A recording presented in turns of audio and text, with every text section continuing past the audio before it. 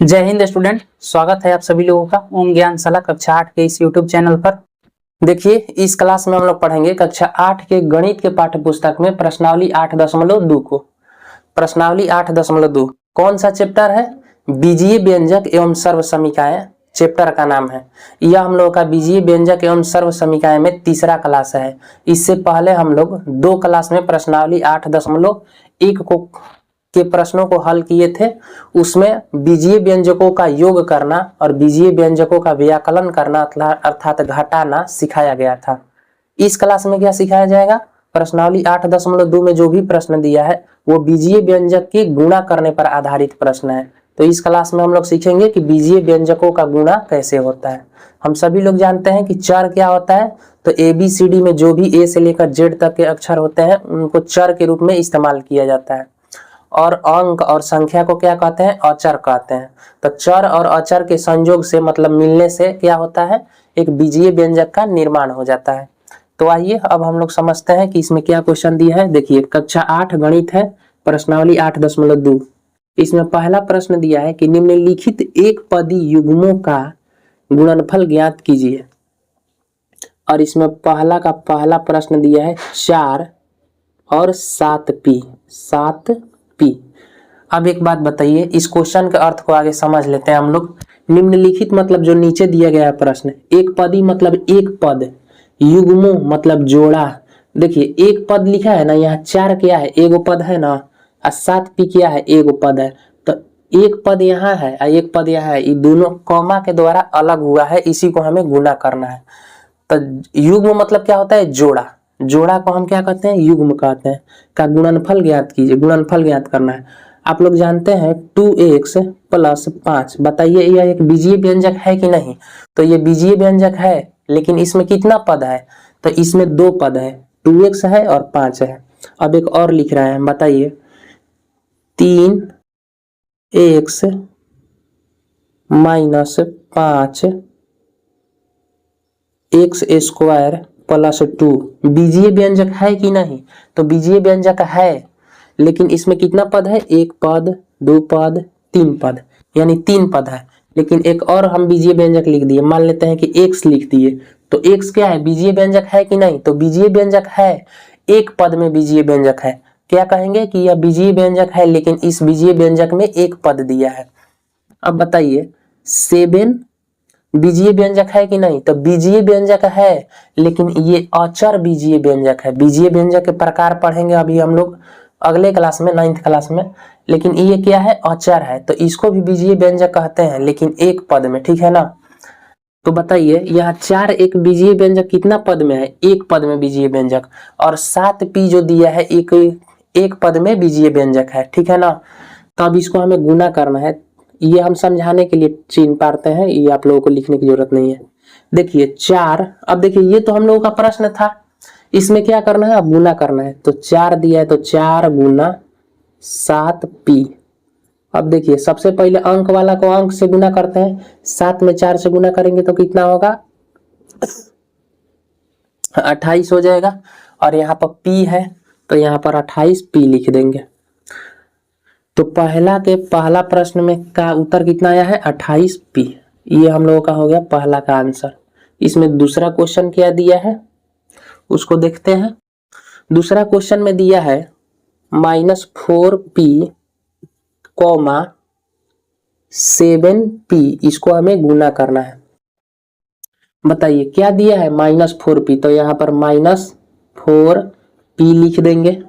उसके बाद गुना लिखेंगे, 7p में गुना करना है, तो 7p लिखेंगे बराबर।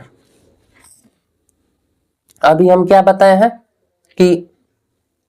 बताए हैं कि अंक वाला को अंक वाला से गुना करते हैं। देखिए -4p है और यहाँ पर +7p है। 7p के आगे कोई भी साइन नहीं दिया है, मतलब क्या है? प्लस में लगा हुआ है। तो यहाँ पर -4 में 7 से आगे गुना करेंगे, तो सबसे पहले यहाँ पर चिन्ह का गुना कराएंगे। तो आप लोगों को बताए थे कि माइनस में जब भी गुना होगा माइनस से तो क्या हो जाता है? प्लस हो जाता है। प्लस में जब भी गुना होता है प्लस से तो वो प्लस ही रहता है। लेकिन एगो माइनस हो जाए और गुना करेंगे प्लस से तो क्या हो जाएगा, माइनस हो जाएगा। यहाँ ध्यान से देखिए, माइनस गुना माइनस कितना होता है, प्लस, प्लस गुना प्लस कितना होता है, प्लस। आइएगो माइनस आइएगो प्लस को गुना करेंगे तो कितना होगा, माइनस हो जाएगा। तो यहाँ पर एक बात याद रखिए कि यहाँ पर क्या है, माइनस है, -4 है, इस 7 को चीज में है, प्लस में है, तो -4 में 7 से गुना करेंगे तो माइनस हो जाएगा, 7 चौक 28। सबसे पहले चिन्ह से गुना कर देंगे, माइनस है और इसके आगे 7p के आगे प्लस छुपा हुआ है, तो प्लस में माइनस से गुना करेंगे तो कितना होगा, माइनस होगा, हाई वाला से। ठीक है ना, इस चीज को याद कर जाना है।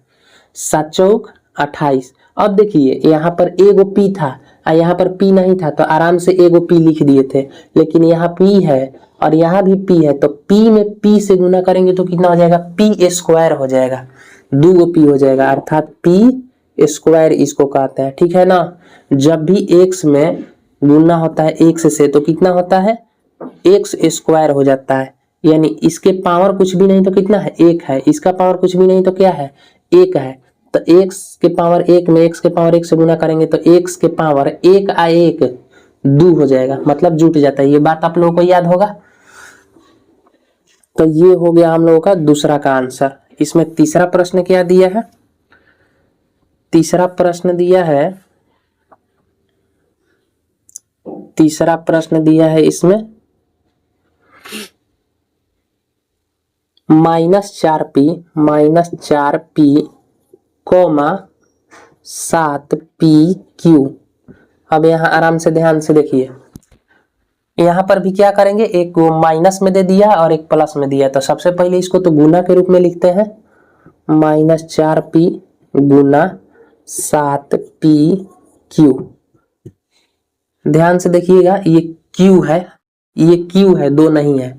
अब देखिए ये -4p है और यहाँ पर 7pq है, तो सबसे पहले ये तो माइनस में हो जाएगा क्योंकि चिन्ह से गुना है। ये आंसर नहीं लिख रहे हैं, बार बार आंसर लिखने से बोर्ड भर जाएगा तो फिर और कोई क्वेश्चन नहीं बन पाएगा, लेकिन ये सब क्या है, आंसर है। ठीक है ना।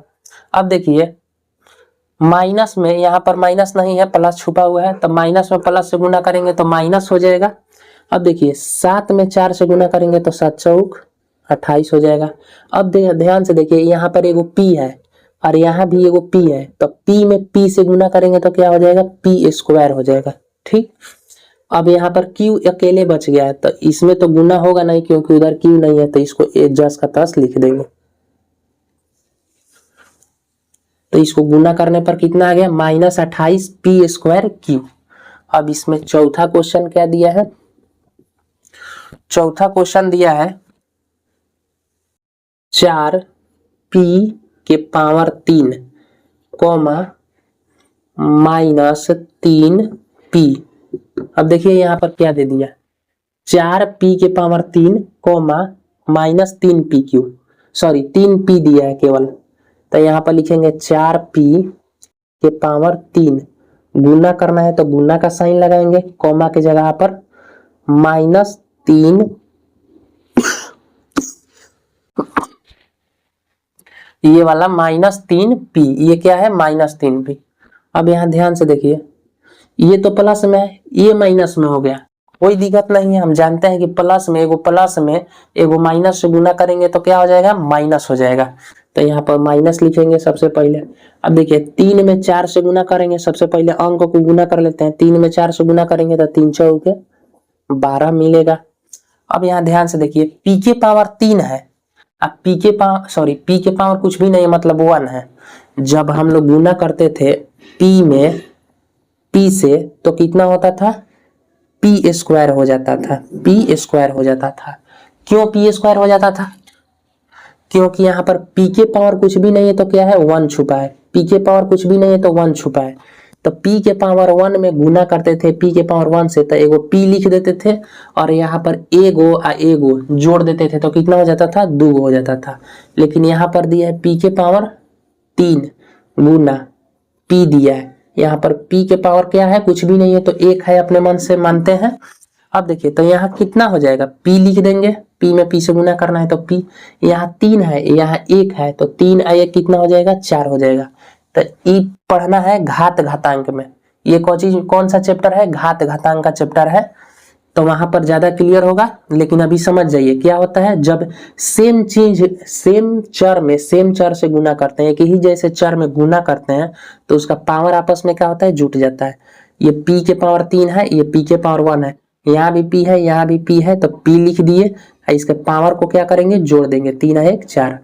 तो देखिए वही काम यहाँ पर किया गया। सबसे पहले माइनस में गुना किया गया तो माइनस आ गया, 3 में 4 से गुना करेंगे तो 3 चौके 12, p है यहाँ पर, एगो p है यहाँ पर, p के पावर 3 है, तो यहाँ p के पावर कितना हो जाएगा, 4 हो जाएगा, क्योंकि 3 यहाँ पर है और 1 यहाँ पर है, 4 हो जाएगा। तो ये चौथा का क्वेश्चन, सॉरी पहला का चौथा क्वेश्चन था।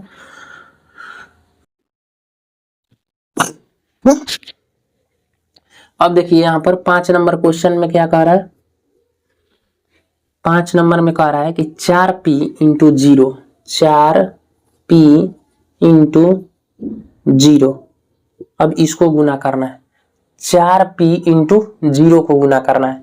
तो इसको सबसे पहले क्वेश्चन के रूप में लिखते हैं, 4p गुना 0। और हम लोगों को बचपन से ही यही सिखाया जा रहा है कि किसी भी संख्या में, किसी भी अंक में 0 से गुना करने पर पूरा मान कितना हो जाता है, 0 हो जाता है। तो इसमें तो टेंशन लेने की कोई जरूरत नहीं है, क्योंकि 4p में 0 से गुना करेंगे तो कितना आएगा, आंसर 0 आएगा।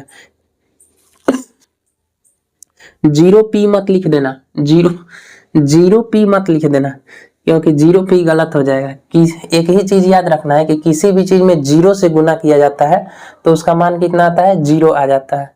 तो ये था हम लोगों का प्रश्नावली 8.2 का पहला प्रश्न, और इसमें दिया था 5 क्वेश्चन, इसको गुना करना था। टोटल एक ही पद दिया था, एक पद में गुना करना सिखाया था। इसके प्रश्न संख्या 2 में दिया है कि निम्नलिखित एक पदी युग्मों के रूप में लंबाई एवं चौड़ाई रखने वाले आयतों का क्षेत्रफल ज्ञात कीजिए। तो फिर इसको हम लोग प्रश्न संख्या 2 को अगले क्लास में हल करेंगे। लेकिन आज के क्लास में हम लोग क्या सीखे, बीजीय व्यंजक के एक पद को कैसे गुना किया जाता है, उस चीज को हम लोग सीख लिए। तो चलिए आज के लिए इतना ही, फिर मिलते हैं अगले क्लास में। जय हिंद।